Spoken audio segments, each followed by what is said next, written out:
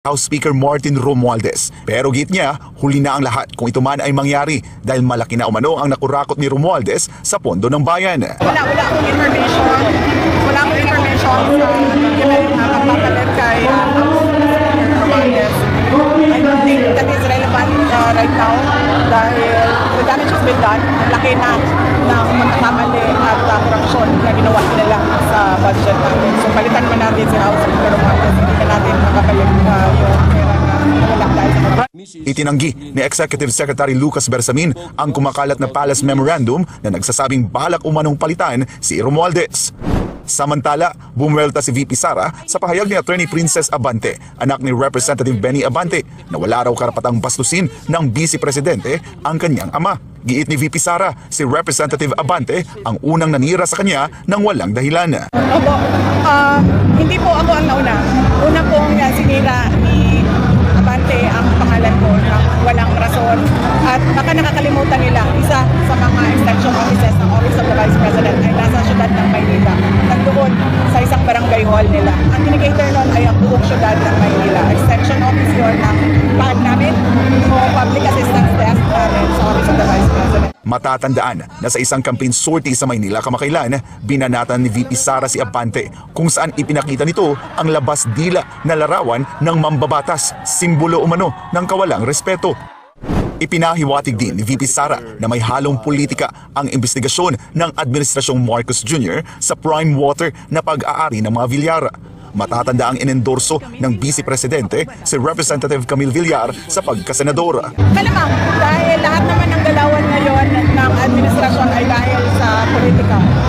So wala na akong nakita na ginawa ng administrasyon na ito para sa kapayapaan at kaunlaran ng ating bayan. Kundi lahat ay pag-atake lang sa politika at sa mga tao hindi nila kaya takutin at hindi nila kaya tingin. Kumpirmado namang dadalo si VP Sara sa naka-schedule na preliminary investigation ng National Bureau of Investigation sa May 9 at 16. Ito'y kaugnay ng reklamo laban sa kanya dahil umano sa pagbabanta kina Pangulong Ferdinand Marcos Jr., First Lady Liza Araneta Marcos at Speaker Romualdez. Yes, nagkausap kami ng aking abogado with regard to sa counter-affidavit. Natapos na lang namin at mag-appear ako dahil kailangan ko Sir Jay, tingin mo sir? Alam mo, Kwan unang-una oras, no? Babalik yung Kongreso, May something, no? O June something. Ilang araw na lang, no? Pangalawa, operationally, talo kayo. Halimbawa ako yung papalit. Wala akong magagawa dahil unang-una, tandaan natin yung budget, yung pambansang gastusin, January 31 pa lang, 70% nailabas na. Nailabas na. In other words, wala na yung pera. Katunayan, ang hindi alam ng maraming Pilipino, the government is now operating under a deficiency spending. Deficit spending. In other words, gumagastos tayo, wala pa tayong pera. Di ba? Kulang tayo ng 400, sa first quarter na, 479 billion pesos. Kaya nga, nagpa-approve sila sa Bangko Sentral ng utangin na $5.4 billion para mapunan yung kakulangan ng first quarter. Nasa second quarter na tayo ngayon, Troy, MJ. No? Para dun sa mga hindi nakakaunawa, kaya inuunti-unti natin itong pinapaliwanag sa taong bayan. Kapareho nung mabuti na lang na hinto yung bigas MJ, Troy. Kasi doon, ang gagastusin doon para maging efficient yung programa na bigas na tag-20 is about 12 billion pesos. Gagastos. Ang laki nun. Problema, deficit spending na nga tayo. In other words, gagastos tayo nang hindi pa nakinikita ng ating mga revenue offices, DIR, Customs, LTO, at iba pang government-owned and controlled corporations. Kaya mabuti lang, in effect, nakapag-save tayo ng 12 million. Hindi nagagastos ang gobyerno, nauutangin ang pambayad, no? Kasi ang nangyayari ngayon, ito yung parang listahan. Pare, pabili nga ng lista mo muna dyan. Kung sa ordinaryo yung sari-sari store. Ganyan ang nangyayari sa gobyerno, gastos ng gastos, wala ng pera. Kasi nilabas na eh. Tapos nilabas na, hindi pa tayo natutong mamaluktot sa kumot. Di ba? ang pera dapat natin 1.4. 998 lang dapat ang ginastos sa first quarter. Pero magkano ang ginastos ng gobyerno? 1.4 trillion pesos. In other words, abunado. Ang kinita ng gobyerno natin, 998 billion lang sa unang quarter. Ang ginastos natin, 1.4. O di, pinagluloko natin ang sarili natin. Ha? Kayabang-yabang. Para tayong no offense men sa mga kapwa ko Ilonggo. Ha? Sobra katikalon sa aton, no? Ga bagdrong lang ta daw ginapili ko, ginapala ang kwarta pero waigid, no? Oh. Yan ang nangyayari sa ating gobyerno ngayon. Baka hindi alam ng maraming Pilipino. Yan yung bagong Pilipinas, Sir Jay. Ano? Yeah. Unfortunately. Ako. Unfortunately. Talagang nakakalungkot, Sir Jay, ano? Kasi yun nga po, yung bagong Pilipinas, instead na dapat ay ito ay bumuo ng mga programa, ayusin ang pamumuhay ng mga Pilipino, ay pababa po ng pababa ang uri ng pamumuhay natin, Sir Jay.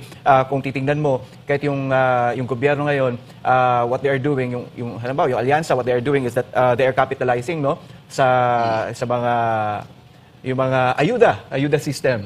Oo, talagang nakakalungkot. Tapos kahapon, we were observing the Labor Day. Pero tingnan mo naman yung sinesweldo ng ating mga kababayan, yung sinesweldo natin, hindi sapat.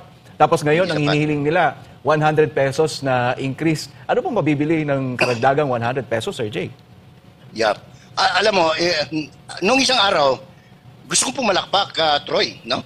Gusto kong pumalakpak kasi sabi ni Presidente, narinig ko yung speech niya eh. In fact, ni-record ko eh. Na ang dami na gustong mga pital sa Pilipinas. No?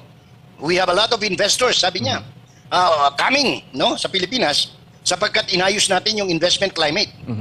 Sir, 2022 sinabi niyo yan eh. Inulit na ninyo 2023, 2024. Every time you come back from foreign trip, sinasabi niyo sa tao, marami tayong naganyak na mamungunan dito sa Pilipinas. Sir, wala naman eh. Oo. Kaya pinigilan ko yung palakpak ko, no? Hindi ko na tinuloy. So, yan ang problema natin. Kahapon narinig ko na naman ng Presidente. Sabi niya, malapit sa puso ko, sabi niya, yung uring manggagawa. Kaya ang gobyernong ito, ang administrasyong ito ay gagawa ng mga paraan para matutukan yung kalagayan ng mga manggagawa. Ganda pakinggan. Asa na, sir? Asa ng piso? Asa ng sentimo? Yun ang tanong na manggagawa eh. Puro kasabihin mo, you are concerned with us, but you are not showing any. Di ba? Kung baga sa pusoy, pakita mo naman, sir, anong baraha mo? No? Kasi, sasabihin ng tao, naku, wala naman yun. Eh, ayaw natin sanang marinig yun sa mga tao. Pero, it appears na ganun ang ano. Kasi wala, there is nothing tangible in the labor speech of the President. Kung sana sinabi man lang niya na I have ordered the Department of Trade and Industry to give discount coupon sa groceries ng mga uring manggagawa. Ay papalakpak ako noon, MJ. Kasi yun, tangible eh, pwedeng gawin eh. Ewan ko, wala siguro mga utak yung kapalibot sa Presidente. Hindi man lang nila nagawa yun. O di ba sinabi man lang sana ng Presidente, para maibsan ang problema ng ating mga manggagawa, inuutusan ko ang Department of Agriculture sa pamamagitan ng opisina ng National Meat Inspection Commission na magbawas ng 10 piso sa kada kilo ng karne sa palengke. Kayang gawin yun. They did not do it. In other words, puro rhetorics, sabi nga sa English, no? And people, the Filipino, cannot live with rhetorics. Yung mga palipad hangin, papugi, hindi na pwede. O sa Bisaya pa, nakasabot na ang tao ron mo nang wa nagimubuto siguro alyansa MJ. Sa mga survey, sila pa rin ang karamihan sa laman na Sir Jay. Kaya tuloy ang mga kabayan natin pag tinignan mo yung Tangeray, tinignan mo yung OctoArts, tinignan mo yung MPRS, at kung ano-ano pang mga pa-survey, including yung mga istasyon ng radyo. No? May mga survey din ng istasyon ng radyo eh. Nangunguna. Pero kausap ko yung mga kandidato mismo. Kasi hindi naman kaila sa OMJ, halos kaibigan din natin yung lahat ng nasa alyansa. In fact, they're worried. They're sick worried. Alam nila kung saan sila nakatindig ngayon. Because pag bumagsak sila sa palengke, nakipagkamay. Pag kinamayan nila, sabi niya, kunyari, nagkapagkamay si yung mga sikat, halimbawa si Bong Revilla o kaya sino pa yung isa, si Lito Lapid. Oh, pero habang naglalakad, sumisigaw ang tao Duterte. Ano ibig sabihin nun? Celebrity kayo, kaya kayo pinapansin. Pero kung boboto ang tao, palagay ko hindi na sila boboto sa inyo. Kasi yun eh. Kahit na, alam mo, ngayon, dati-dati, hindi nakikinig ang tao, yung pang, sa Bisaya ang tawag niyan, pag naaga ni panghatag, dawatan nyo, sanggian ninyo. Pero butar mo para sa tinuod ninyong gusto. Eh, binuboto pa rin sila nung mga nagdaan, pero ngayon iba na eh. Di ba? Example na lang. Hindi naman sa, wag magalit yung mga kapwa ko Dabawenyo. Daghang magnaukwarta dire sa mga butantes Davao. Pero kada na i-payout na sila. Pero nagpa-survey, anong lumabas sa survey? Non-commissioned survey by a university, dalawang university, Ateneo, which is run by mga class, AB, tapos CDE University of Mindanao. Ano lumabas? Yung kandidato na hindi pa nakakapangampanya dahil binilanggo nila, as against the kandidato na araw-araw namimigay ng ayuda, milyon-milyon, wala pang 5%. Ang nakukuha, 91% si Rodrigo Duterte. Ibig sabihin, kinukuha ng tao ngayon yung pera, yung ayuda, pero alam na nilang bumoto independently ng gusto nila, which is very good. Talagang yan ang gusto natin, political maturity ng Pilipino.